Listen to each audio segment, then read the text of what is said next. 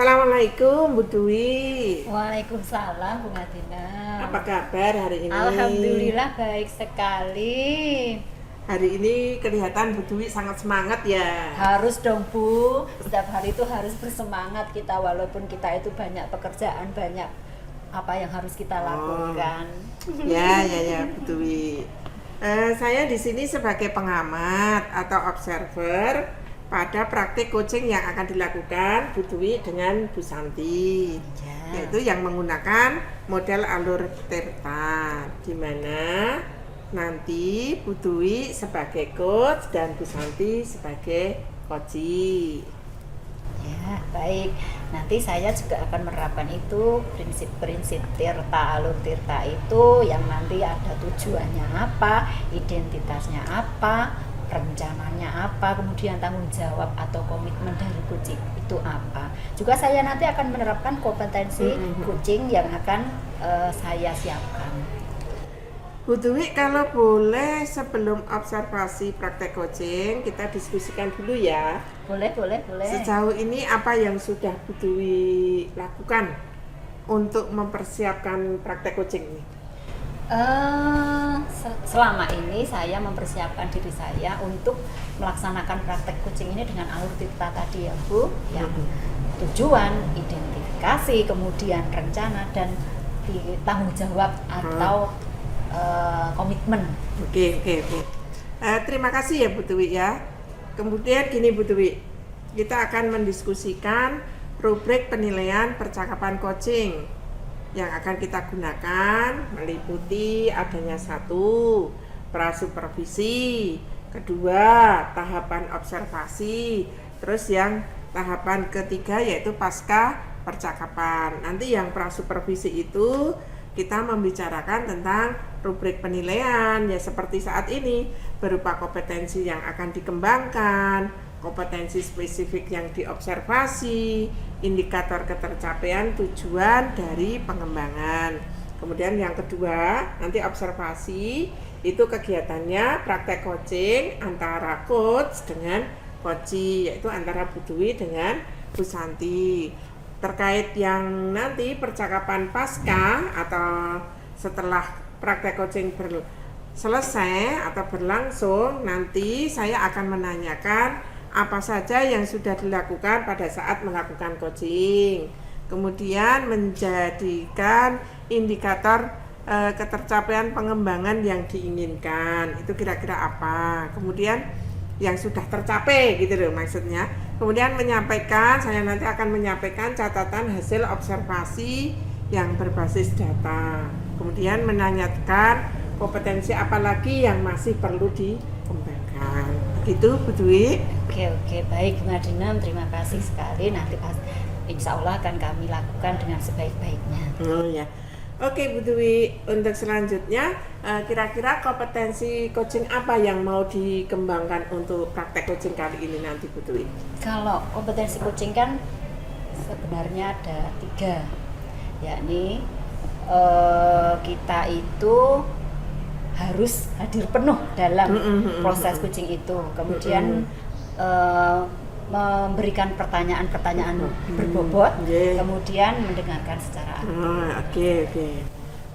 Yang saya maksud di sini kira-kira kompetensi mana yang secara khusus atau secara spesifik yang mau dikembangkan Bu? Oke, yang secara spesifik akan saya kembangkan di sini, nanti saya ingin mengajukan pertanyaan-pertanyaan berbobot. Oke. Baik Bu Dwi, bagus sekali. Untuk selanjutnya kira-kira indikator ketercapaian atau tujuan pengembangan yang mau diinginkan dari praktek coaching ini apa Bu Dwi? Ya, ini nanti dengan saya menggunakan pertanyaan berbobot, memberikan pertanyaan berbobot kepada coachee, saya berharap si coachee ini nanti bisa menggali potensinya berdasarkan pertanyaan-pertanyaan saya, sehingga nantinya si coachee ini bisa menyelesaikan permasalahannya sendiri berdasarkan potensi coachee tersebut. Oke, baik Bu Dwi, berarti untuk selanjutnya monggo melakukan praktek coaching bersama Bu Santi. Siap Bu Nadina.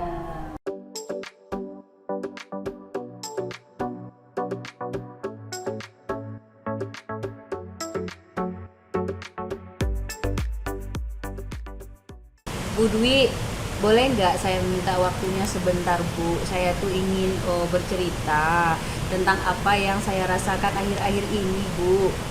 Baik Bu Santi, memangnya apa yang ingin Bu Santi ceritakan kepada saya? Begini Bu, saya merasa akhir-akhir ini kok murid saya di kelas itu kurang semangat ya Bu mengikuti pembelajaran dari saya. Oh. Jadi menurut Bu Santi, apa yang Bu Santi harapkan dari obrolan kita kali ini? Saya mengharapkan ada solusi Bu atas permasalahan yang saya alami ini. Bagaimana cara membuat murid-murid saya tuh antusias Bu dalam belajar gitu. Oke. Menurut Bu Santi, hal apa saja yang membuat murid-murid Bu Santi ini kurang antusias terhadap pembelajaran yang Bu Santi lakukan? Kalau saya ingat-ingat, mungkin yang menyebabkan murid saya itu kurang antusias itu apa? Karena pembelajaran saya itu monoton ya Bu ya. Jadi dalam pembelajaran membaca itu saya tuh hanya menyediakan buku-buku yang ada di perpustakaan kelas Bu. Oh, begitu, baik. Jadi menurut Bu Santi, apa yang membuat anak-anak nanti antusias? Menurut Bu Santi apa kira-kira? Saya kira mereka tuh menginginkan pembelajaran yang lebih menarik ya Bu ya, yang lebih asik seperti itu, yang enggak monoton baca buku aja gitu Bu. Betul. Sebenarnya saya sangat sependapat dengan Bu Santi. Lalu menurut Bu Santi ini, apa saja sih yang bisa membuat murid-murid Bu Santi ini tidak bosan pada pembelajaran yang setelah dilakukan Bu Santi? Kira-kira apa itu? Mungkin pembelajarannya itu harus berpusat pada murid ya Bu. Oh, keren. Jadi anak-anak itu saya minta untuk aktif dalam kegiatan belajar, kemudian ada ice breaking ataupun games yang nanti membuat mereka itu dalam belajar tuh antusias gitu. Oke. Sumber belajar apa yang sudah Bu Santi gunakan? Keren sebenarnya yang sudah Bu Santi lakukan itu. Saya biasanya menggunakan buku teks Bu dan buku cerita yang ada di perpustakaan kelas Bu yang di pojok baca itu. Sumber belajarnya seperti itu ya. Sebenarnya sudah bagus sumber belajar yang Bu Santi gunakan. Adakah sumber belajar selain itu? Saya rasa ada Bu, misalnya kartu-kartu baca, iya, betul sekali. Atau saya bikin PPT, atau kita melihat video dari YouTube, itu ya Bu ya. Ya, bisa juga seperti itu. Nah, semua betul sekali yang sudah Bu Santi lakukan, dan saya yakin sekali bila Bu Santi menggunakan berbagai macam sumber belajar, pasti akan membuat pembelajaran itu lebih menarik. Kemudian murid-murid menjadi antusias dengan pembelajaran yang Bu Santi lakukan. Begitu. Nah, jadi sekarang rencana Bu Santi untuk menyelesaikan masalah yang Bu Santi alami itu seperti apa? Ya Bu, di kedepannya saya akan berencana akan membuat pembelajaran yang lebih menarik Bu, yang lebih mengasihkan, dan saya akan menyediakan berbagai macam sumber belajar Bu ya, selain dari buku teks gitu Bu rencana saya. Oke. Bagus sekali rencana Bu Santi ini ya. Semoga nanti rencana ini ke depannya bisa mewujudkan dan bisa terwujud dan bisa berhasil. Begitu ya Bu Santi ya. Oke. Kemudian untuk melakukan rencana-rencana itu tentunya Bu Santi punya komitmen, ada komitmen dalam diri. Apa kira-kira komitmen dari Bu Santi sendiri? Komitmen dari saya Bu, saya berkomitmen ke depannya saya ingin membuat pembelajaran yang lebih asik, yang memenuhi kebutuhan belajar murid, dan saya juga akan menyediakan sumber belajar yang beragam-ragam Bu. Jadi ada banyak pilihan yang nanti murid-murid itu tertarik Bu untuk menggunakannya gitu. Oke, bagus sekali. Saya sangat mendukung apa yang akan dilakukan Bu Santi ini untuk pembelajaran di kelasnya, untuk mengatasi masalah-masalah belajar murid-muridnya. Mudah-mudahan semuanya berjalan lancar dan sesuai dengan yang Bu Santi inginkan. Ya, ya, ya, Bu Dwi, terima kasih atas waktunya. Saya sudah mendapat pencerahan dari apa-apa yang saya alami. Terima kasih sekali Bu, dan mohon selalu supportnya. Semoga saya dan kita semua itu selalu menjadi guru yang dirindukan kehadirannya sama murid-muridnya. Baik Bu Santi, sama-sama sukses selalu Bu Santi dan Ya. anak-anaknya. Oke, terima kasih Bu Dwi. Sama-sama.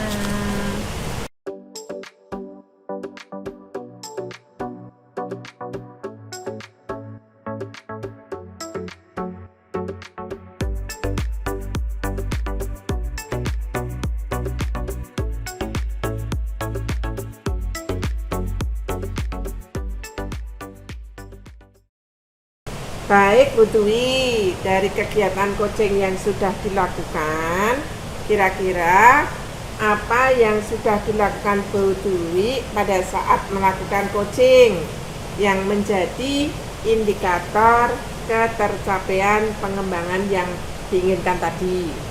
Ya, terima kasih Bu Madinem.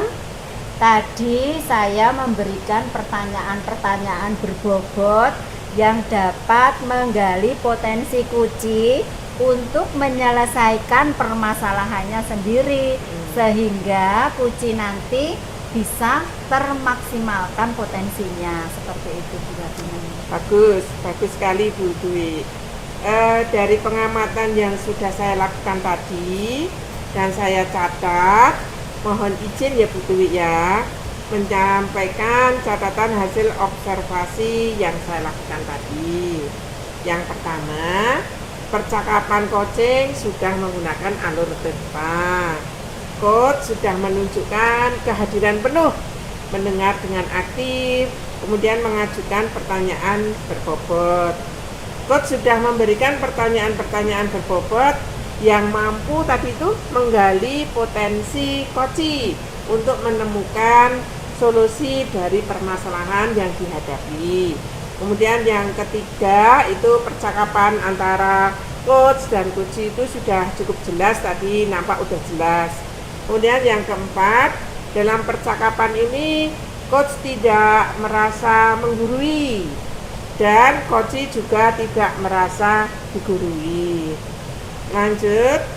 Lanjutkan ya Bu Dwi ya, apa yang sudah